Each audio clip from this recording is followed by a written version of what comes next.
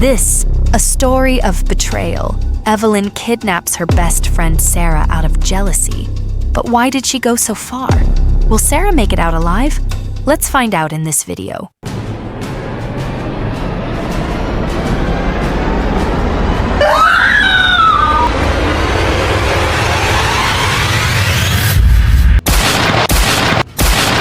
Sarah paced back and forth across the cold, hard floor of the dimly lit room. The damp walls and the rusty metal bars covering the only window sent chills down her spine. She was locked inside, trapped with no way out. Two masked men stood nearby, their cold eyes watching her every move. One of them cracked his knuckles, while the other smirked, as if enjoying the sight of their helpless victim. Just then, the door creaked open. Evelyn strutted in, her heels clicking against the floor. A wicked smile played on her lips as she walked closer to Sarah, her eyes filled with dark amusement. Sarah's breath caught. "Evelyn." Her voice shook with disbelief. You set me up? You kidnapped me?" Evelyn scoffed, crossing her arms. "Shut up, Sarah," she snapped. "Yes, I did. I don't care if you're my best friend." Sarah's heart pounded. This wasn't just a betrayal. It was a nightmare beginning to unfold. Sarah took a step forward, her eyes blazing with anger. "Let me out now." "I think you're out of your senses, Evelyn. What is wrong with you?" Evelyn let out a dry laugh, folding her arms. "Do you think I'm playing games with you?" she sneered. "If you don't behave, I'll tell one of these men to shoot your leg." Sarah's breath hitched. Fear tightened around her chest as she glanced at the armed men. Her heart pounded wildly. Evelyn's cold stare sent shivers down her spine. This wasn't the friend she once knew. Evelyn smirked, leaning closer. "The reason I kidnapped you, Sarah, is because you're too proud of yourself. You show off, try to oppress us with your money, and make me feel less. So, I'm going to steal from you and end your life." Her voice was cold, final. The moment Sarah realized she was in serious trouble, fear gripped her. "Please, Evelyn, don't do this. I'll change, I swear," she begged, tears filling her eyes. Evelyn chuckled darkly. "We'll keep you here until your family pays the ransom," she said, then laughed. "I am a betrayer." She turned to the masked men. "Make sure she doesn't escape." With that, Evelyn strutted out of the room, leaving Sarah trembling, trapped in the hands of her captors. On the other side, the police had been actively investigating Sarah's disappearance, tracking her last known movements. At the police station, Officer Richard walked over to another officer who was seated in front of a laptop scanning through data. Richard's face was tense with urgency. "Have you found any trace of her?" he asked. The officer sighed, his eyes fixed on the screen. "I'm still working on it," he replied. "I've gone through security footage and phone records, but nothing concrete yet." Richard clenched his jaw. "Keep searching. We need to find her before it's too late." The officer nodded, typing faster, determined to uncover any lead that could save Sarah.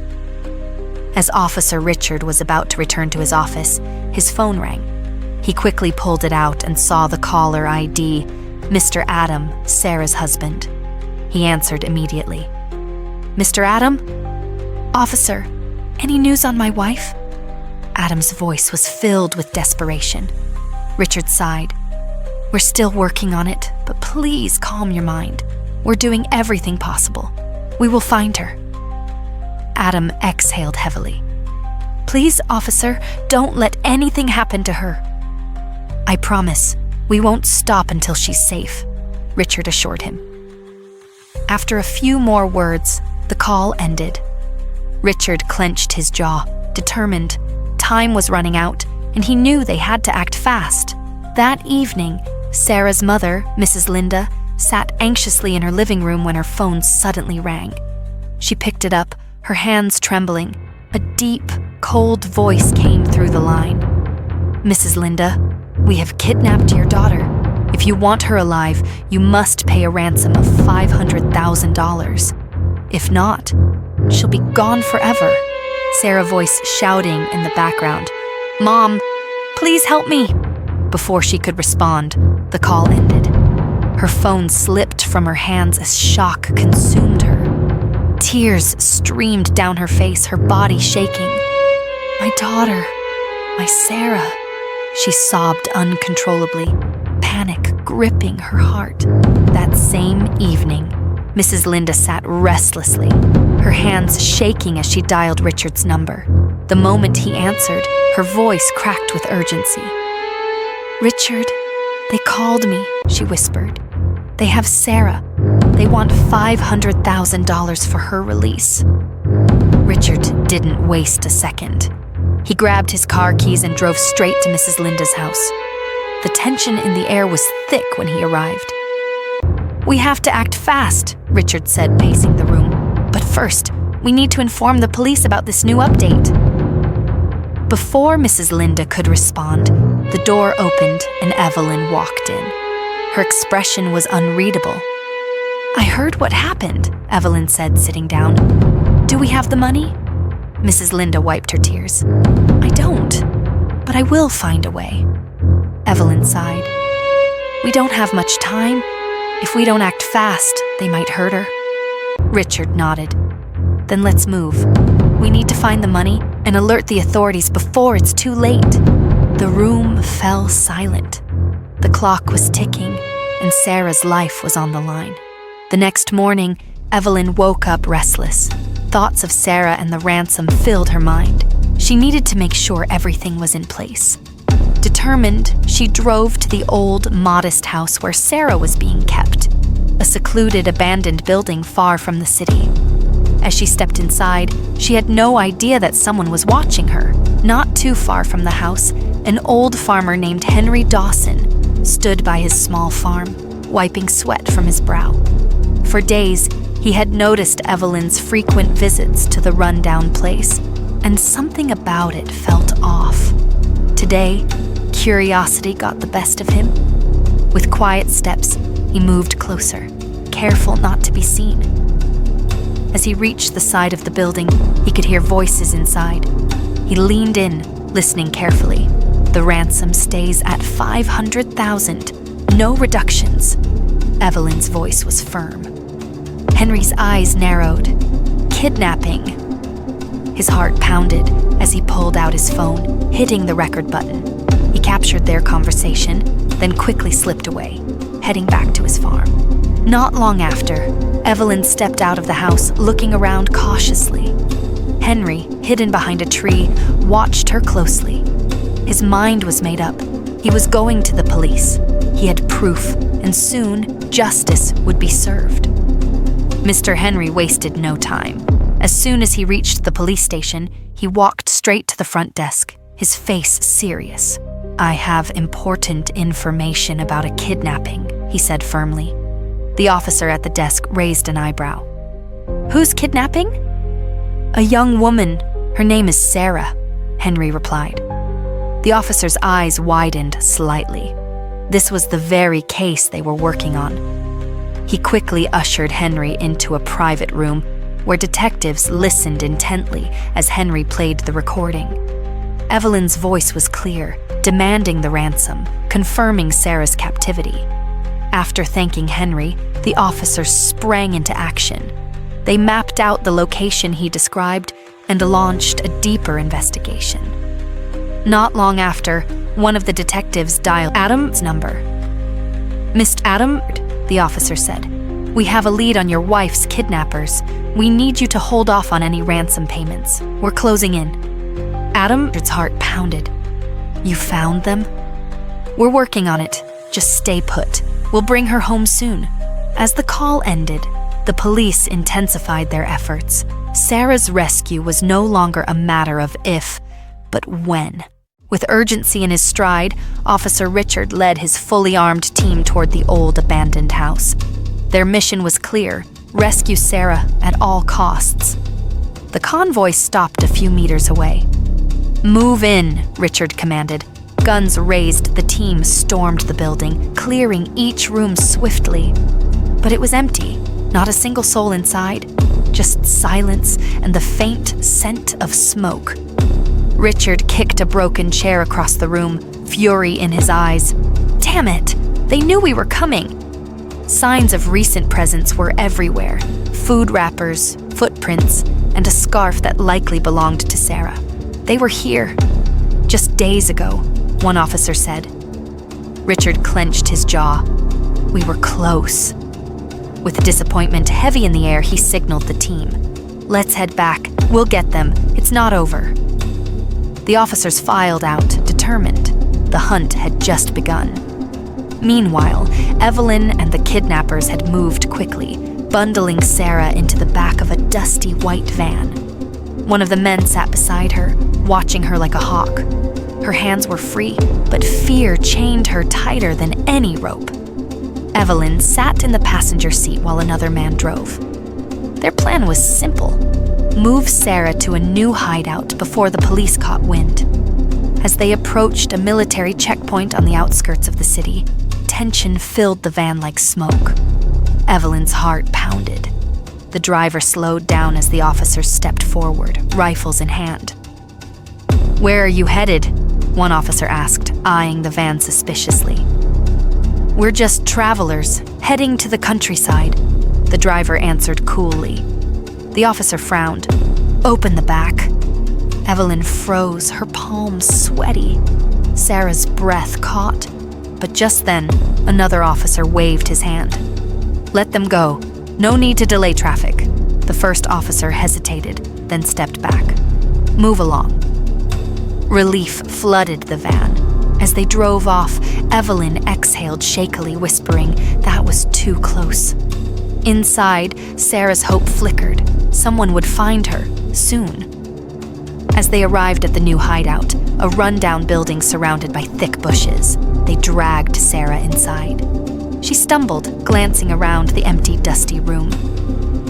"Evelyn, please, just let me go," Sarah pleaded, tears in her eyes. "Shut up your mouth," Evelyn snapped. "Your family hasn't paid yet." She turned to one of the men. "Call Adam. Let him know his smart plan failed. We're not playing games." The man dialed the number. When Adam picked up, the voice was cold. "If you want your wife alive, pay the $500,000. You've got 5 to 6 days, or she dies." In the background, Sarah screamed, "Adam, please, I'm in pain." Click. The call ended. Evelyn smirked. "Make her comfortable," she said sarcastically before walking out. One of the men stayed behind with Sarah. As he sat near the door, Sarah looked at him, desperate. "Please, I don't want to die," she whispered.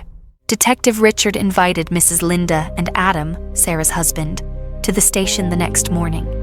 They arrived anxious, their faces pale with fear and hope. Richard greeted them and led them into a quiet office, shutting the door behind him. "We have a lead," he said, turning his laptop toward them.